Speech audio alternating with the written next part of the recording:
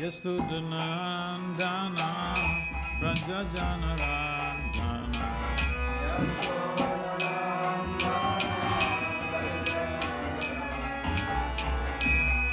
Yasudhanandana Brajajanarandana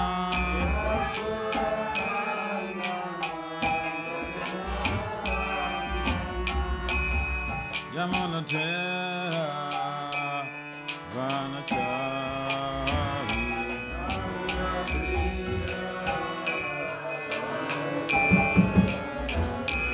Yamunatera Vanachari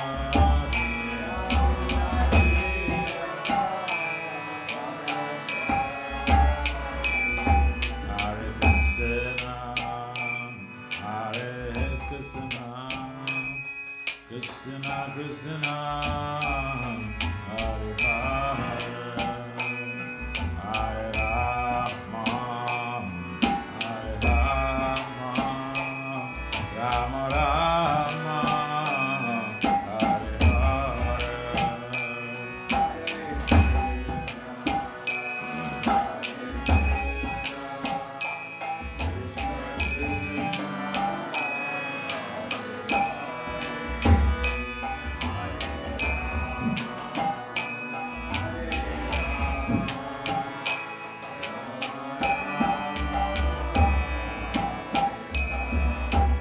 Hare Krishna, Hare Krishna, Krishna Krishna, Hare Hare,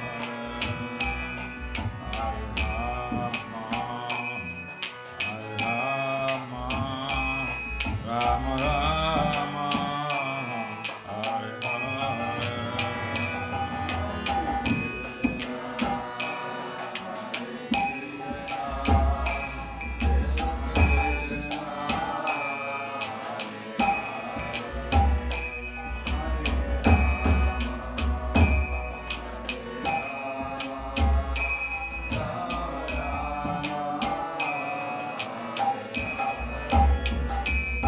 Hare Krishna, Hare Krishna, Krishna Krishna, Hare Hare, Hare Rama, Hare Rama, Rama Rama, Hare Hare.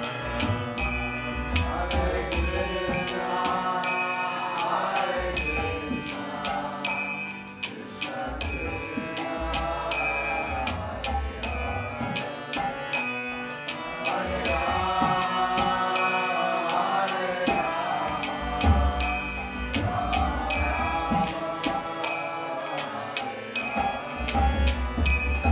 Hare Hare Krishna, Hare Krishna, Krishna Krishna, Hare Hare, Hare Rama, Hare Rama, Rama Rama, Hare Hare.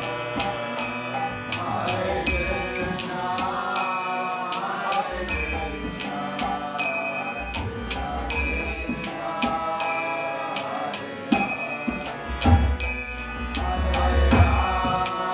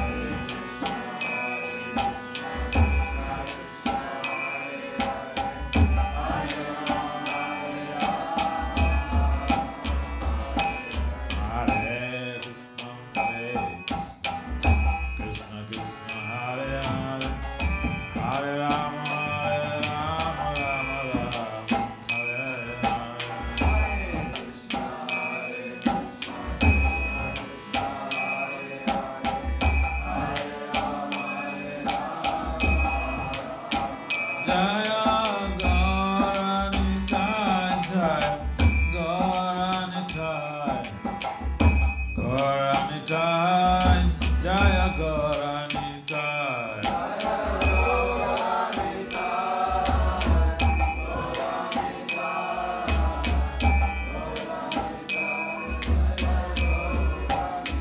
Jaya Prabhupada, Prabhupada, Prabhupada, Srila Prabhupada.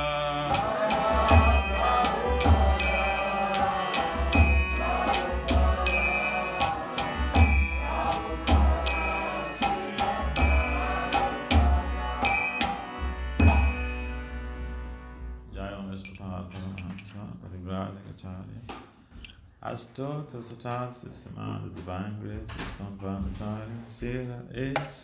Bhakti Vedanta Swami Prabhupada Maharaj Ki Jai. Jai Om Vishnupad Paramahamsa Parivrajacharya. Astotra Satat Sisaman, the divine grace is Bhakti Siddhanta Saraswati Thakur Goswami Prabhupada Maharaj Ki Jai. Ananda Koti Vaishnavin Ki Jai. Namacharya Sri Haridas Kaur Ke Jai. Prem Sikahao Sri Krishna Chaitanya. Prabhu Nityananda Sri Advaita Gadadhara Sri Vasadi Sri Gaura Bhakti Ke Jai. Sri Radha Krishna Gopal Gopinath Syama Kunda Radha Kunda Girigavadhan Ke Jai. So Vrindavan Mathura Dham Ke Jai. Samaya Punavadip Dham Ke Jai. Jagannath Dham Ke Jai. Gangamaya Yamunamaya Ke Jai. Smata Tulsi Devi Bhakta Devi Ke Jai. Sama Veda Bhakta Veda Ke Jai. Nitai Gaur Premanande. Our glories to the sum of devotees. Our glories to the sum of devotees. Our glories to the sum of devotees. Our glories to Sisi Gaura and Gaura.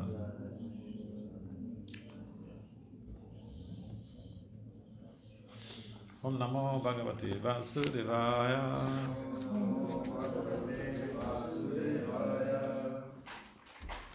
Om Namo Bhagavate Vasudevaya.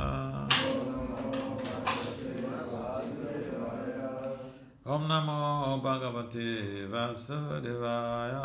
Om Namo Bhagavate Vasudevaya. Narayanam Namaskritya.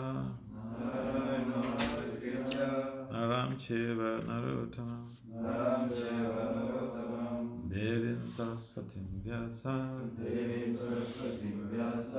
Tato Jaya Mudire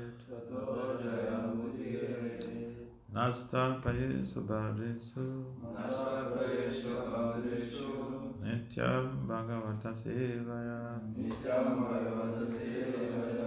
Bhagavati Uttama Sloke Bhakti Bhavaiti Naisiki. So reading from the Srimad Bhagavatam, Canto 6, Chapter 14, Text 1. Title of this chapter is King Chitraketu's Lamentation.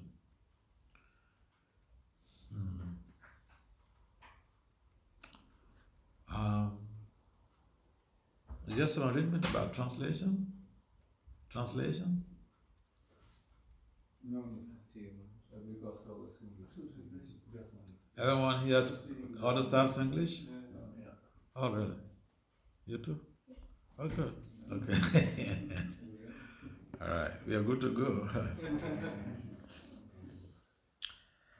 Sri Parikshit Uvacha. Rajastama Sabhavasya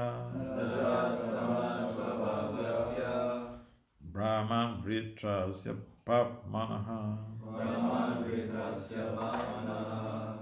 Narayane Bhagavati Katamasi Dridamati Sri Parikshit Uvacha Rajastama Swabhavasya Brahman Vritrasya Papmanaha Narayane Bhagavati Katamasi Dridamati Sri Parikshit Uvacha Rajastama Svabhavasya Brahman Vritrasya Papmaha Narayane Bhagavati Katamasi Dridamati. Yes.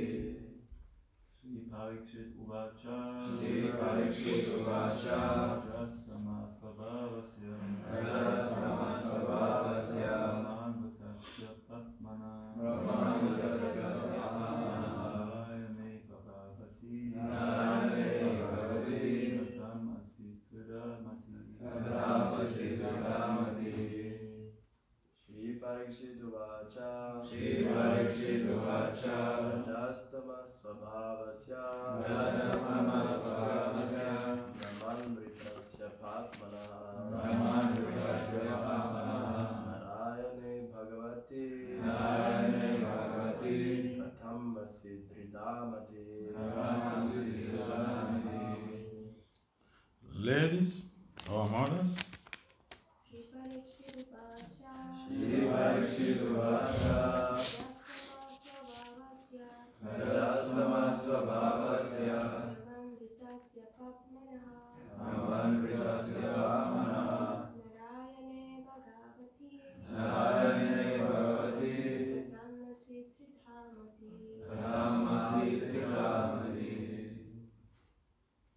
any more ladies? All right, word for word translation. Translation and purport by His Divine Grace is Confounded Acharya, Srila A.C. Bhakti Vedanta Swami Prabhupada Maharaj Ki Jai.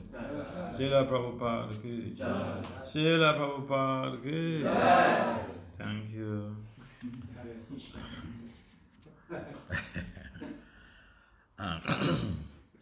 Sri Parikshit Hovacha. King Parikshit inquired. Rajaha of the mode of passion. Tamaha of the mode of ignorance. Swabhavasya having a nature. Brahman, O learned Brahmana. Vritrasya of Vritrasura. Papmanaha who was supposedly sinful. Narayane in Lord Narayan. Bhagavati the Supreme Personality of Godhead. Kata how as it was there. Drida very strong. Matihi consciousness. Translation. King Parikshit inquired from Sukadev Goswami, O learned Brahmana, demons are generally sinful, being obsessed with the modes of passion and ignorance. How then could Vritrasura have attained such exalted love for the Supreme Personality of Godhead? Narayan. Please kindly responsibly repeat. King Parikshit inquired from Sukadeva Goswami. King Parikshit inquired from Sukadeva Goswami. O learned Brahmana, demons are generally sinful. Demons are generally sinful. Being obsessed with the modes of passion and ignorance. Being obsessed with the modes of passion and ignorance. How then could Vritasura have attained such exalted love for the Supreme Personality of Godhead? Narayan. Purport. In this material world, everyone is obsessed with the modes of passion and ignorance. However, unless one conquers these modes and comes to the platform of goodness, there is no chance of one's becoming a pure devotee. This is confirmed by Lord Krishna himself in the Bhagavad Gita, chapter 7, text 28. Yesham tvam tagatam papam jananam punya karmanam tedvandva mohani mukta bhajanti mam drida vrataha.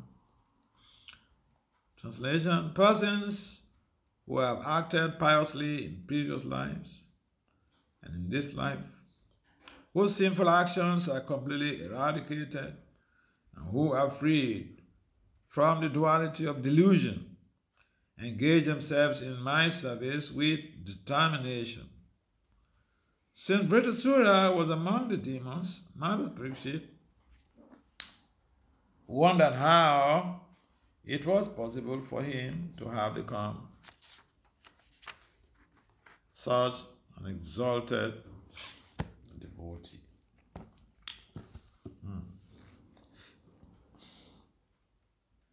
Om Gyan Timirasya, Gyanajamasalaka, Saksura Medita, Yena Tasmai, Si Gurave Namaha, Sajetayamano Vista, Stapeta, Yena Bhutale, Swayam Rupam Kadamaya, Vedati Swapadantika, Anchakalpatari Vyachar, Tanam Pavana, Vaishnavya. Namo Vishnu Padaya Krishna Pisa Bhutale Samad Bhakti Vedanta Swami Yatinam Namaste Saraswati Devako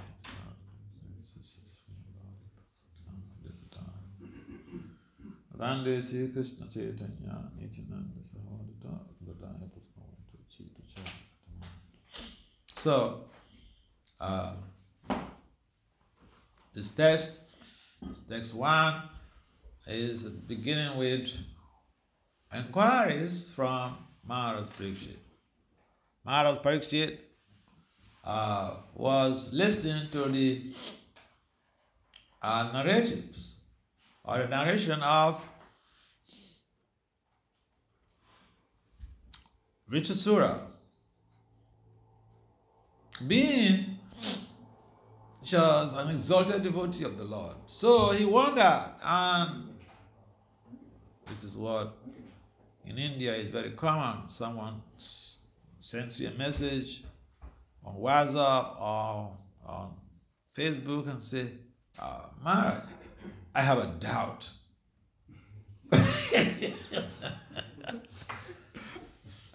It's a common language in India. I have a doubt. You want to ask a long question at the beginning with I have a doubt. So Parikshit Maharaj had a doubt. What? This guy is a demon.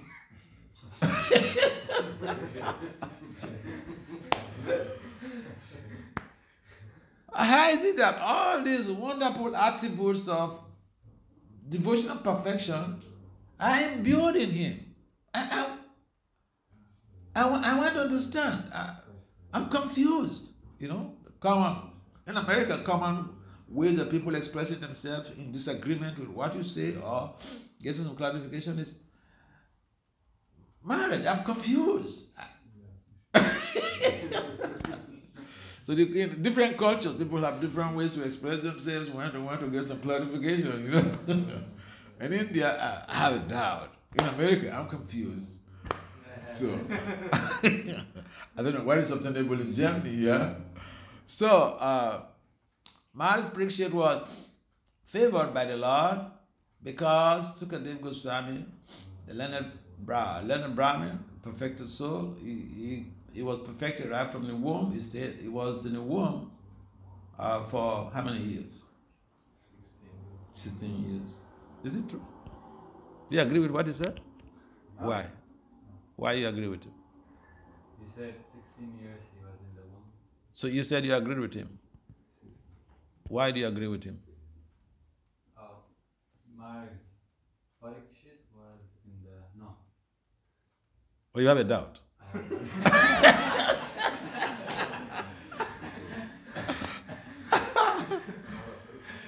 Why? Because this is Shastra. It's there in the Shastra. It's there in the Bhagavatam. Okay? So, yes, Sukadeva Goswami was afraid to come out to face the rigors, the palpitations of the illusory energy. Even in the womb, he was seeing. He could see. And so, not to speak of coming out. So he said, oh, my God, better to be here. But eventually he has to come. So, and Sukadeva Goswami, he was born, and he just grew up to the age of 16, Yavana.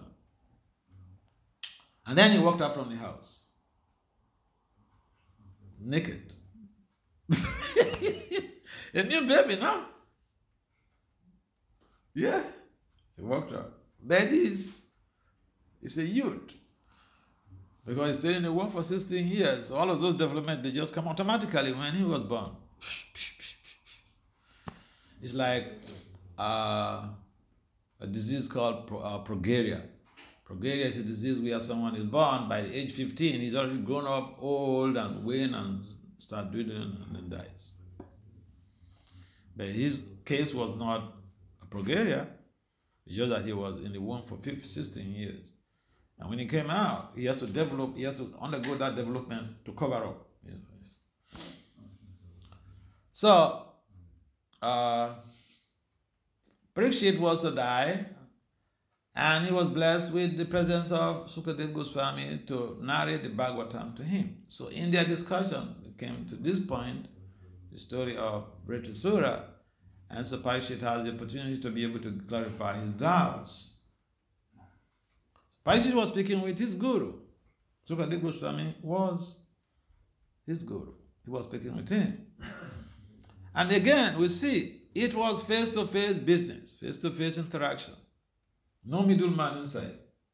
Is that correct? Like Arjuna and Krishna. It was face-to-face, okay? One-on-one, yeah.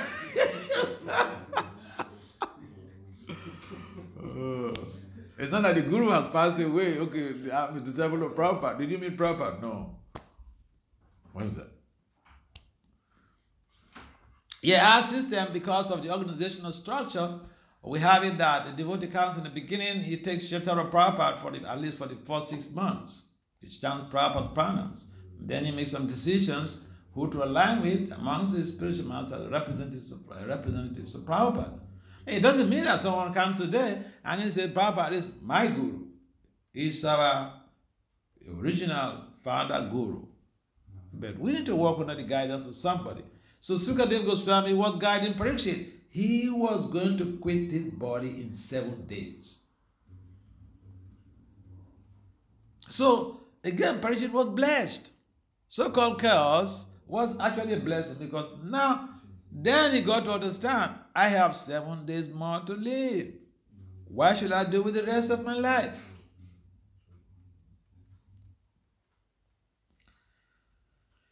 So he was asking Sukadeva Goswami, and at this point they are discussing, this dialogue was centered on Vritrasura.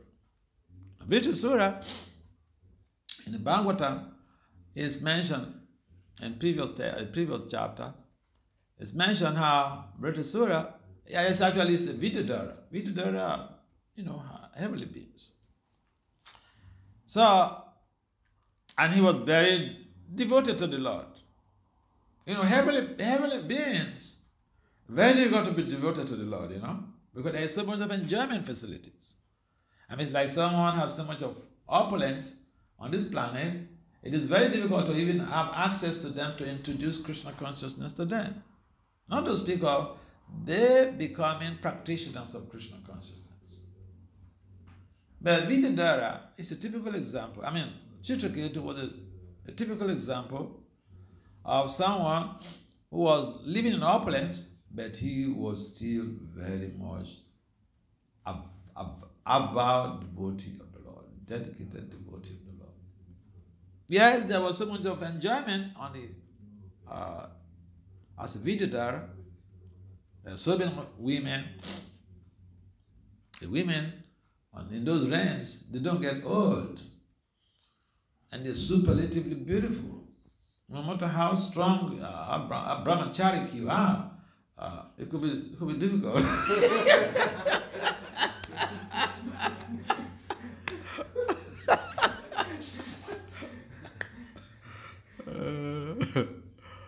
So Chitraketu was hanging out with all these beautiful women in his airplane, and then he came to the Sumeru area, and he encountered an assembly where Lord Shiva was there amongst the sages, Siddhas, Chandaras, and so many other personalities. Not on this planet, some higher planet. And Chitraketu, he saw Lord Shiva embracing poverty. Poverty is his wife. What is the problem? It's my wife, I'm embracing him. So what? I'm embracing her. So what is the problem? You see how Krishna designs his stuff. And the whole Chitraketu being caused by poverty was orchestrated by Vishnu. He wanted, Vishnu Chakravarti in his commentary, he said that actually Vishnu orchestrated this whole thing because he wanted Chitraketu to come back to him as soon as possible. Therefore, the only way to do it is that, he commits an offense against Lord Shiva, he gets an immediate cause, and then he takes the body of the demon, and he will get killed by Indra. He got liberated.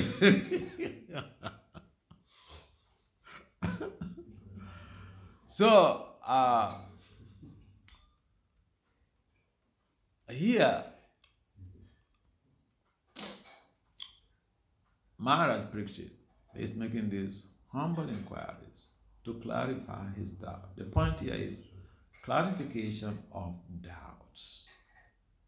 If someone asks us a question,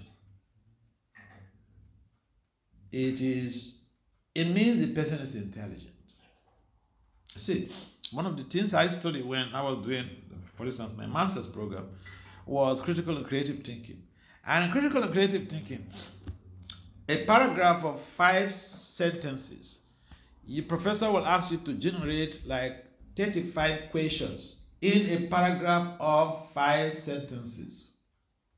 It could be in any field, in a science field, literature, art, whatever. You're supposed to think out, generate questions. That's critical thinking. So we understand that to ask a question is not that easy. Anyone can answer a question if you know the subject matter. Anybody cannot, not everyone can ask a question. Some people, they even have some doubts, but they don't know how to frame their questions. Therefore, they're jittery. They can't ask their question. And so, asking questions and responding to questions is one of our processes of learning. This is also in pedagogy. It's also there in andragogy. There are 2 major approaches to learning. There is the andragogy and there is the pedagogy. Pedagogy means the professor comes to the class, he downloads all this stuff, and then that's it. The learner is considered to be like a blank slate. But in andragogy, this is what is common in Hare Krishna society. They are all matured people. learned people. Sometimes the people who are listening to the class, they are more learned in subject matter than even the person who is speaking. So this is andragogy. The people, they know the subject matter, so but then they listen. And if they're there to make some contribution, they make the contribution. This is adult education. So what was going on between Parikshit and Sukadeva Goswami was andragogy, andragogical approach to learning. It was not pedagogy. That's the point. So, and in andragogy, basically the person who is delivering the talk is considered to be a facilitator, not a teacher, because they have different connotations. A teacher and a facilitator, a professor, they have different connotations in education completely. So, Parikshit there was like a facilitator, so he understands that. I mean, Sukadeva Goswami was just there as a facilitator. But Parikshit considered him his guru, so he's making his clarifications. And Sukadeva Goswami was very humble and patient. And he would respond to one of any questions that Parikshit may have. He would respond. This is the quality of a genuine facilitator, a genuine professor, a genuine teacher, a genuine educator. They're patient and they address your questions. If they don't know, they say, I'm going to ask other people to find out answer to this question. They don't claim that they know everything. No one is omniscient. It's only Krishna who is omniscient. Let's get these points clear. We are not omniscient.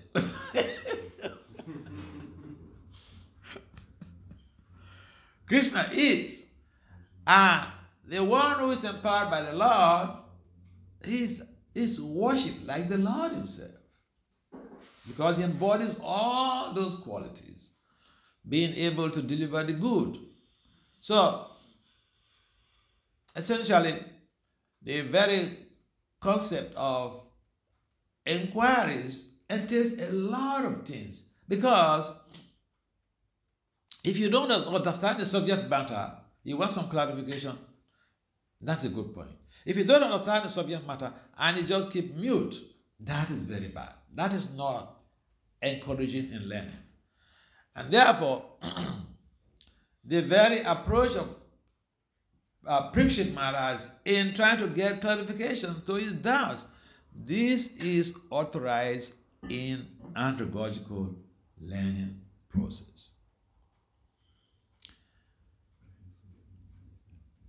And so, just like Maharaj Parikshit has some doubts, we also will have some doubts. And we need someone to clarify our doubts. And that's the guru. And that's the teacher, the spiritual master, or our mentor. We have three basic principles: the sadhu, guru, sadhu, and sastra. So if you read the books, sometimes you dash into some things that some questions that we are broken in mind, and you say, oh, I got the answer to my question.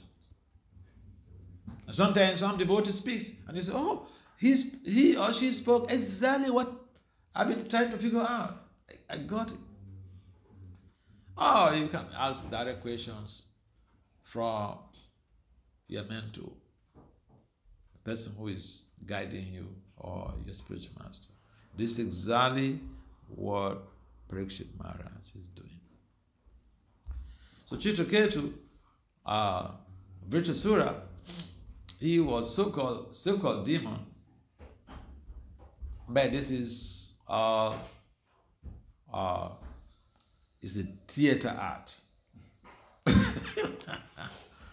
It's a theater art. Lord Vishnu wanted Chitraketu to come back to him. And the way he figured out that could expedite the process is to go through this short route. Go commit offense against Lord Shiva. And even when Chitraketu was cursed, he didn't care. He was speaking philosophy. In response, instead of say begging or saying, "Oh, Mataji, why do you do this to me? I thought you are, the concept of Lord Shiva, you're supposed to have, tolerance." No, he didn't speak philosophy like that.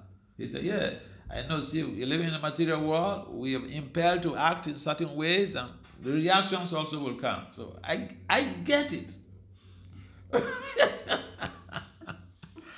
So he was not blaming anybody. Sometimes we get some challenge, we get some problem, and then we start blaming people. He didn't blame love. He didn't blame poverty. But traditionally, when we have a challenge, when we have a problem, and someone we know is responsible, we blame the person. "Why you do this to me? Why this? Why this?" But Chitraketu did not do. He did not do like that. See, to become a devotee is not a joke. It's not a joke. How is it that someone will inflict some pain on you and you will not blame the person? I remember one devotee, he's a Swami now, a guru also in ISKCON. So he told me a story. Before he became a devotee, he went to some, they were traveling, himself and his brother. They were traveling. So at the park, before they went to the park to board a vehicle, commercial vehicle, and at the park, or something like that, at the park, somebody's car, the windscreen of somebody's car was broken by a lunatic or some drunkard. So the guy came and he saw how his windscreen was broken, and he was not reactive at all. He was not reactive at all. So they were shocked. In fact, the guy was speaking that, "Yeah, I meditate more than this. This is a token of what I'm supposed to have gotten." So that himself and his brother, they thought, "What?" At that time, they didn't know anything about Krishna consciousness philosophy. They didn't know anything about karma and all these things. But that guy who owns that car must have had a higher understanding of knowledge, values, and actions and reactions. So he was very proactive to what happened to him. Chitraketu also was very proactive. There are two ways to respond to situations. Whether we can be reactive or proactive. Proaction means we don't blame the person supposedly who caused our misery, who caused the violence. And reaction means we inflict perhaps double what we received. Sometimes it's called overreaction.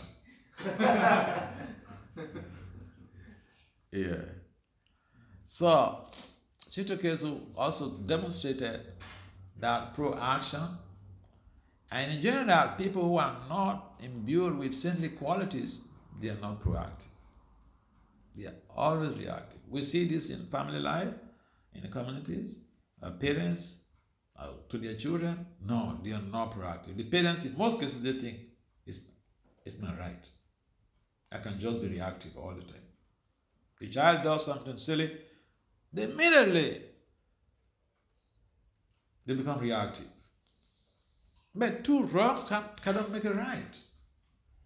So the point is, and it's so funny, what parents do. It's so funny what parents do.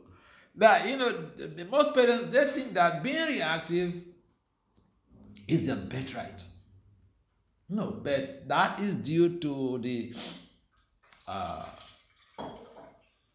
conditioning of the mode of passion and ignorance. Papa Prabhupada mentions this material world, we are obsessed with passion and ignorance. So the child does something silly. Yeah, your child will do something silly. So what? Or your spouse may do something silly. Yes. So what? You have to be reactive? No. This is a test of time, and people fail this litmus test all the time. Oh yeah. Now, for devotees, here is our watchword. Krishna said, "Tam titikshasva bharata," isn't it? Is that not? Yeah. So your child is excluded from that very principle of tam titikshasva bharata. Your child is excluded from that. If your child creates something that angers you, should you be reactive? No, that is counterproductive to what Krishna says in the Gita by implication of the term tam titikshasva bharata. First, it's like a test given to you. Material energy has arranged some tests, or Krishna has arranged some tests for you. But it's through your own loved one, whether you will fail or pass the test. Now the ball is in your court. And in most cases, we fail the test.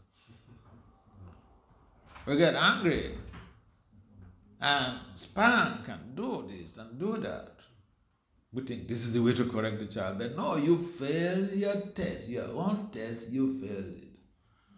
Or your spouse does something silly, and then, in cultures where physical abuse is rampant, they pounce on, if it's a woman, they pounce on her because you have a higher strength. That is being reactive.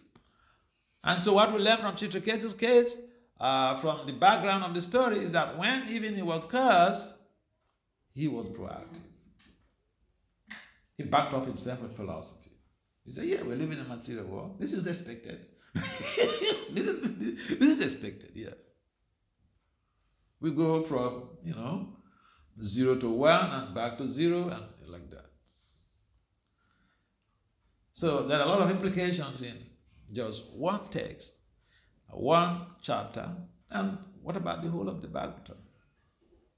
So this scenario here, Prabhupada mentions about how obsessed the conditioned soul is with the mode of passion and ignorance.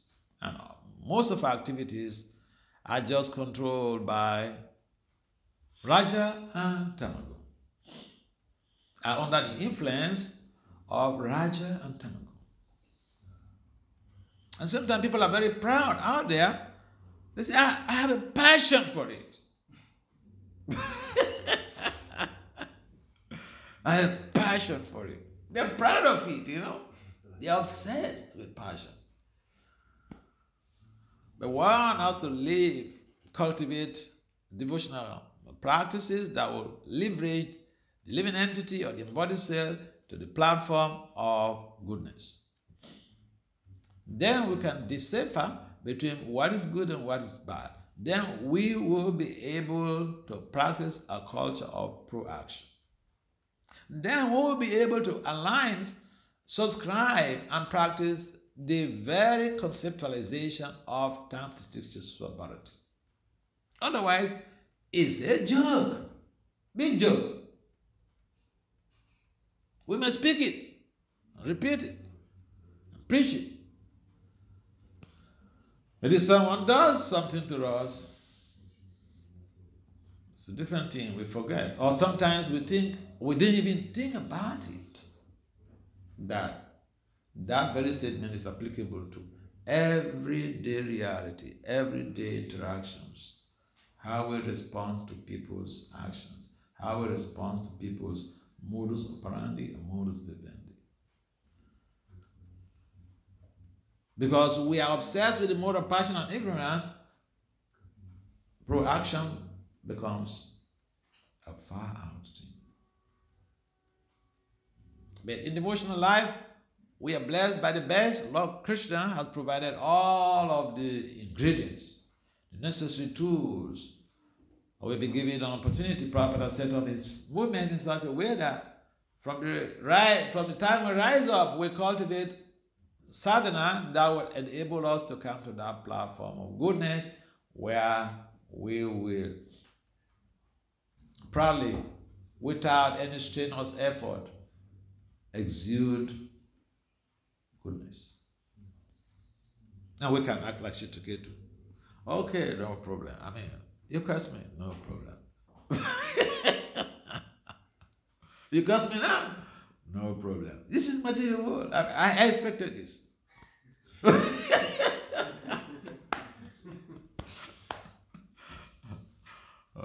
It's tough. See, we see how devotional service is tough. Yeah. Anybody can wake up in the dead of night and chant 108 rounds per day. There are people who chant 108 rounds. I know some of them in India. Yeah.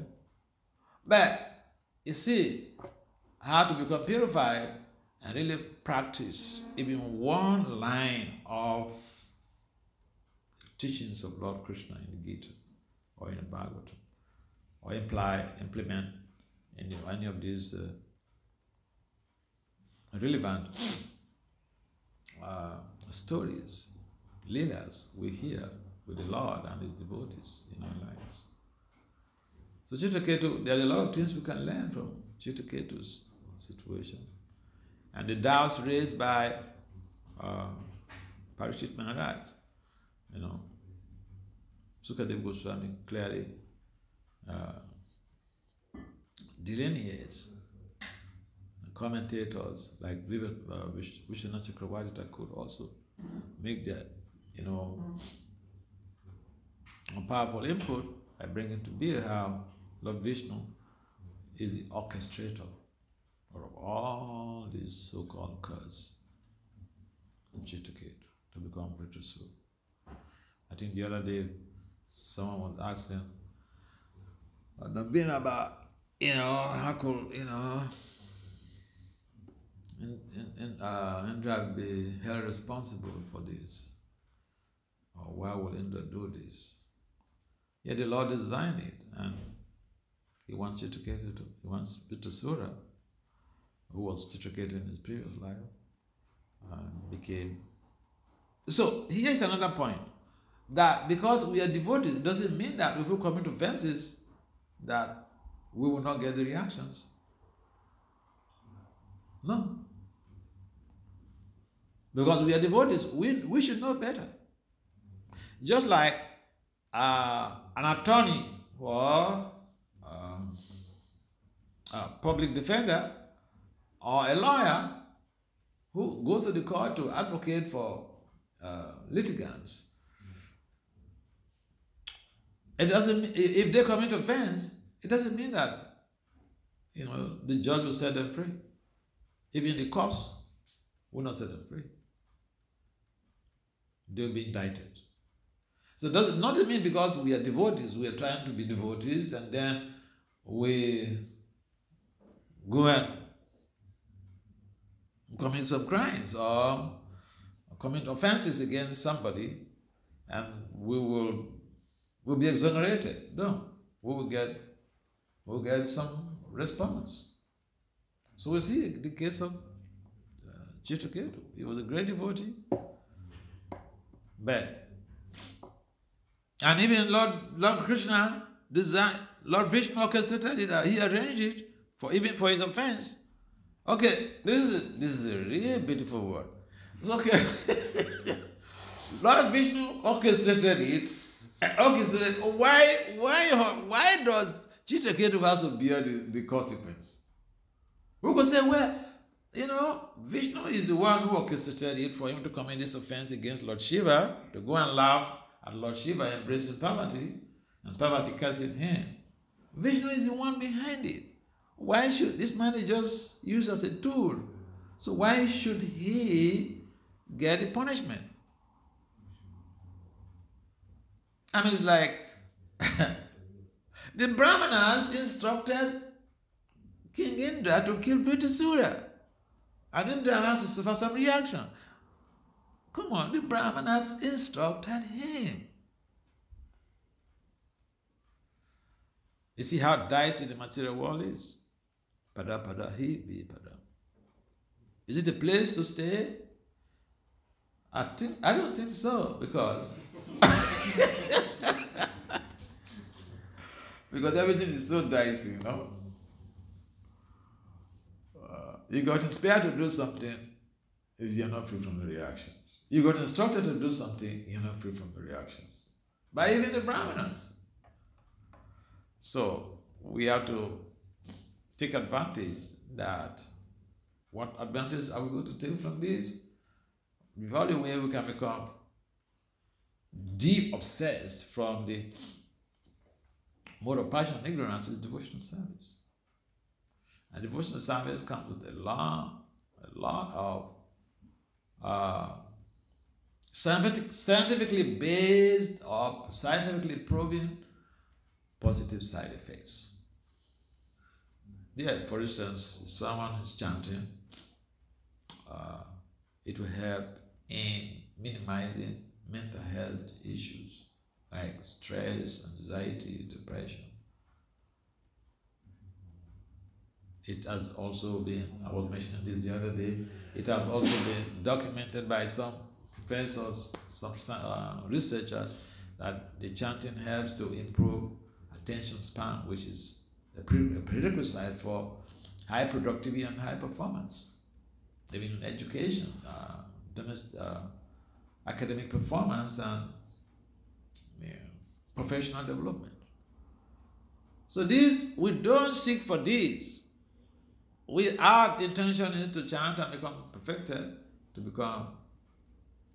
attain pure love for Krishna. Pure Krishna, prema, puma, truma. But look, there are so many concomitant factors. They just come along the way that you desire for them. And so, the obsession with the modes of passion and ignorance is so difficult to deal with. Lord Krishna says that it's difficult for one to become free from the modes of material nature except someone is surrendered to him. The process of surrendering this yoga is to chant Krishna's names. And so we have to take it as the primary religion for the age. Or if we can chant in the morning before 7:15, if we can chant our first 16 rounds before 7:15, that would be a great step towards preparing for the day. Oh yeah. And your life will never be the same if you do that. You whole day you'll be very focused and happy in whatever you do.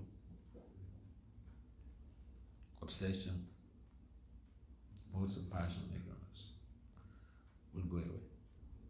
Srila Prabhupada, any comments or questions? Yes.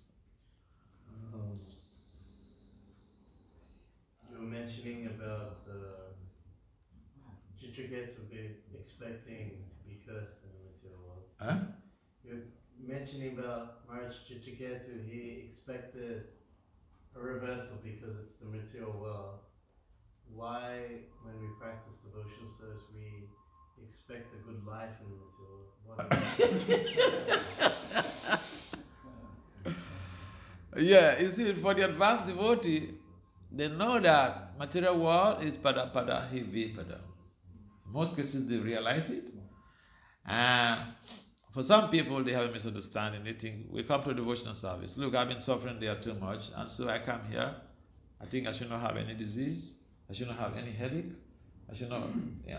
Devotees, I suppose they are all pure devotees, and nobody should give me any anxiety.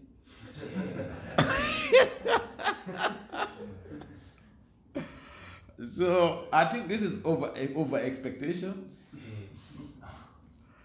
Yeah, so when we have over expectation, even in material life, we are looking for trouble. Because then when we get disappointed, we may want to commit suicide. Over expectation is not good. And we have to understand that this material world, if even you're the President of the United States, if you go to prison, you're circumscribed. You're limited. Certain things you cannot do. So we are in the material world. If even we become a pure devotee, we will get old. We will get sick. The body, we're still using the body. So the body is the problem. And therefore, because we are afraid of the worries of the body, we tend to be in a mode of over expectations. And so we should be practical, we should be realistic. That yes, although I'm performing devotional service, I will still have to pass through the pangs. How I accept this thing is what matters. Yeah. We should not think, okay, because I'm chanting Krishna's name, nobody should really come to give me any trouble. Krishna said he will protect his devotees. I remember the devotee who first took me out on Sankirtan when I joined, and he actually taught me deity worship. He told me a story. They went out to preach, to do book distribution, and in a park, in a motor park, he was giving a book, one of Prabhupada's books, to one military guy. And you know what the military guy did to him? He just gave him the dirtiest slap of his life. He fell down. He fell down. You know, military guys, and the military guy was really huge. He fell down. So he got up. You know what he did? Guess what he did?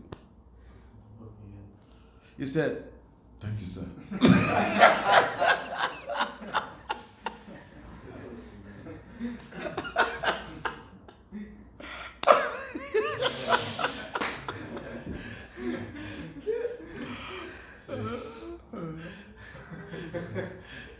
So one could be thinking, well, I'm a devotee, I will not have any problems, you know. I'm going to distribute Krishna's holy names, Krishna's knowledge. Well, no problem, I should not have any problem. But no, there are problems everywhere in the material world. Some of our devotees were put in jail for distributing books at the airport, or something like that. So many cases. When I was managing temples, you know, and you see, one of the things I came from a background.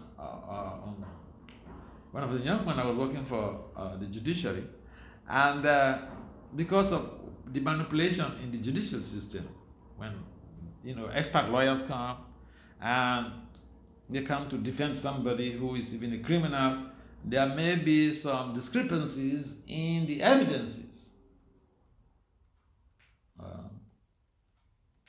presented by the prosecutor. And he picks on that. The lawyer picks on small discrepancy. Okay, one of the witnesses said, oh, they fought at the veranda. Another witness said they fought in the parlor. The point is, a fight took place. A fight took place. But because there's a discrepancy in the evidence, one of the witnesses said the fight took place in the sitting room. The other witness said at the veranda. Then the lawyer picks up this. He said, "My lordship, there is a discrepancy in this prosecution witness. Therefore, I plead that this matter should be struck out. Discrepancy in evidence." And the judge says, "Accused, discharged." It's not that he didn't commit the crime. Small discrepancy. You see how the laws of the material world are better than the laws of nature?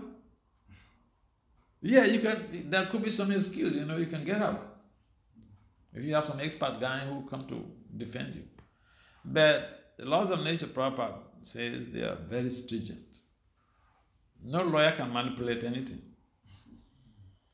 The guys who are in charge, Maharaj Gupta and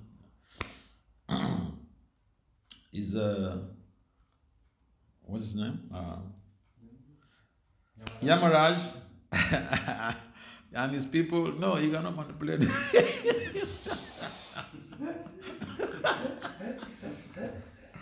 You cannot manipulate them. Yeah. So we're not living. We tend to be very, free, and but we are not so free because we've been watched every here and there. And every action we perform matters a lot. We're responsible for our action. Important thing is to build up a culture of devotion which embodies, tolerance, proaction, compassion, love, and being friendly with all living entities. Krishna is Suridam Sarvabhuta. If someone is our friend, we will not try, they will not offend us. They will be careful. All right? Any other comment or question before we leave? Yes. So what is the fate of a person who commits some offenses to some devotees, but at the same time, during the course of his service, but at the same time, with that service, he also pleases so many other devotees and gets blessings from them as well. So what is the fate of such a person? Yeah. Okay, the typical analogy here I can give is that the case of King Iriga. King Iriga gave cows out for charity. Cows. He was a rich king, gave cows out for charity. But then there was a little mistake. One of the cows strayed from one Brahmin's barn to another Brahmin cowhead. And then they were arguing. Oh, you stole my cow. And then they came to meet King Iriga. This King Iriga said, oh, he was the cause. He accepted responsibility. But even after accepting responsibility, Yamaraj did not let him go free. He said, oh, you caused these two Brahmins to fight. So it's an offense. So he paid the price for it. And his good works, Yamaraj first asked him, now, you had a lot of pious accumulation of pious merit, but he did small mistake too. He did some small mistake. Yes, you do this service very nicely. Very nicely. You did your service very nicely. But you also offended one devotee. So you get some punishment, small punishment for that. Which one you want first? And King Iriga said, let me get the punishment first. So from that King Iriga's case, we'll find out, see, managing devotees, in fact, management in general, and position of management, leadership in the world is very, very dangerous, very dicey. I remember when I was in college, in my class, there were all these, mostly, it was counseling, psychology of adjustment class. So mostly ladies, beautiful ladies. So they came to me and said I should be, because at that time I was practicing Krishna consciousness, that they came to me and said I should be their cause rep.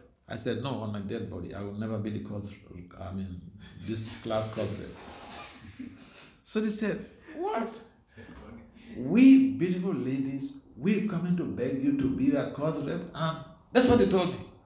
You said, we beautiful ladies, we came to you to beg you to be our cause rep, and you refusing?